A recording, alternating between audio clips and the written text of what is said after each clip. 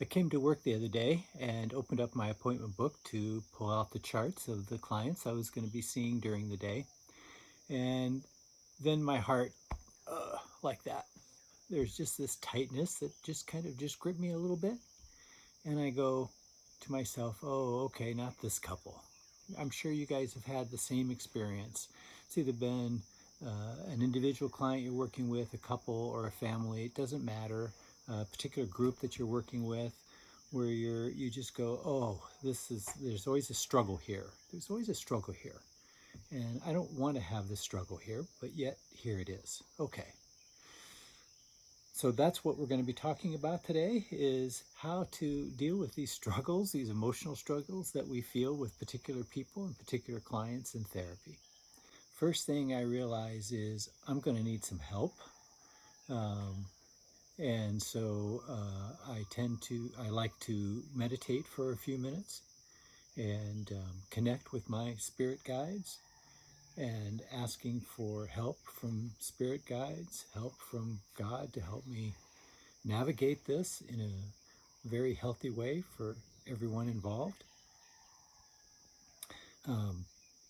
And I also hope to get help from my client spirits guides, since they know them very well, obviously, and how we're going to all work together and make this a really good counseling situation that we all feel good about. So I do that. That's about a 5-minute meditation. And then I get ready to go on with the session. So the couple comes in and sits down, and the session starts off okay. But then within the first few minutes, I start to realize, okay, yeah, I know this is going to be a challenging session for me. I have a hard time working at times with the husband of this couple.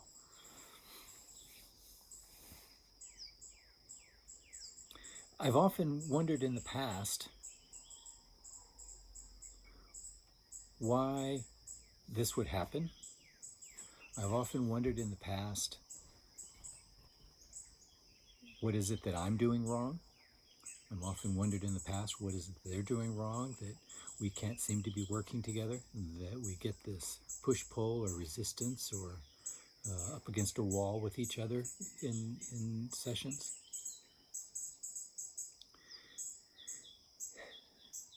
And I used to just kind of dread these kinds of sessions. But now I realize, so what I found so much more helpful than to lament it, or to worry about it, or to have grief about it, is to be blessed, to realize, oh, this person, there's no such thing as coincidence. This person is in this session for me. I'm in this session for them. We've brought each other to each other. So this is a gift for both of us. So I know I'm struggling here, and I know he's struggling here, and yet this is a gift for both of us. So how do we work through this? How do I want to work this out that we both feel good?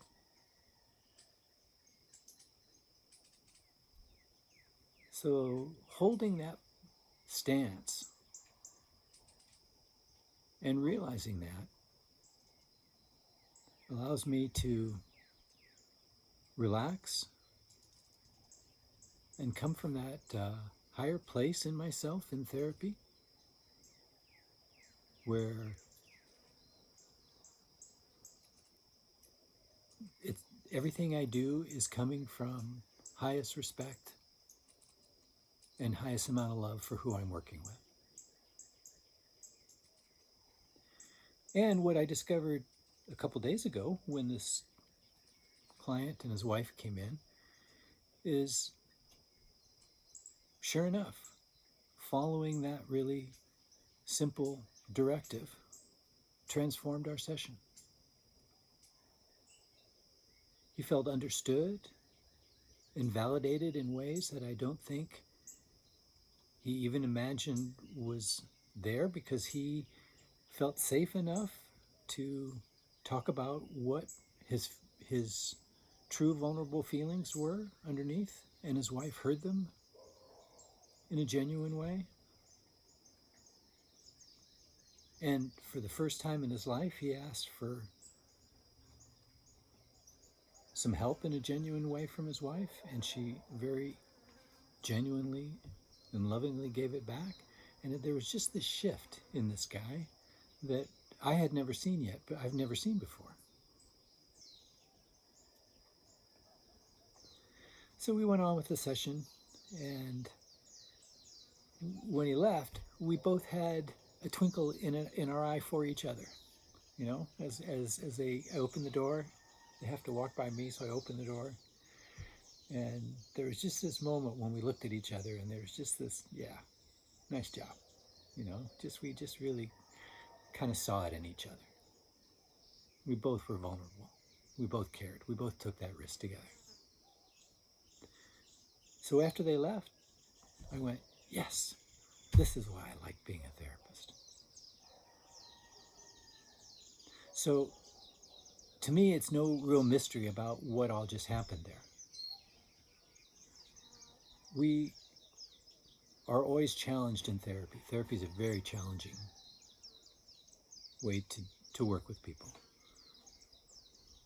I have ideas. I think I know where I'm going. They have their ideas. They know what they want.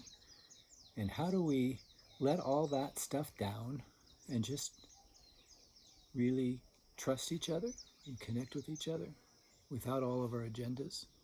Not to say that we should be letting go of our theories or the direction we're going or our goals or any of that. No, I'm not talking about it on that level. I just mean letting the flow happen.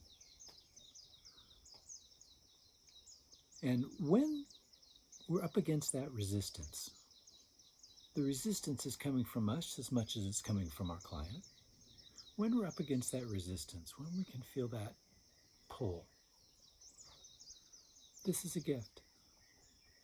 This is here for you and for them. This is where we're both growing. This is an area of opening. This is an area of honoring, respecting. With utmost, we all have the best of intentions here. Even when they say things that you can clearly tell are in their anger or their frustration or their irritation, or I may have that irritated tone, that's when I know that's my clue, to really drop down into that loving, accepting place that is just filled with respect for one another. That transforms sessions, and that's easy to do because I'm no longer trying. When we are in that place, we are no longer trying. We're just being. And we can all just be. That is the easiest place to be.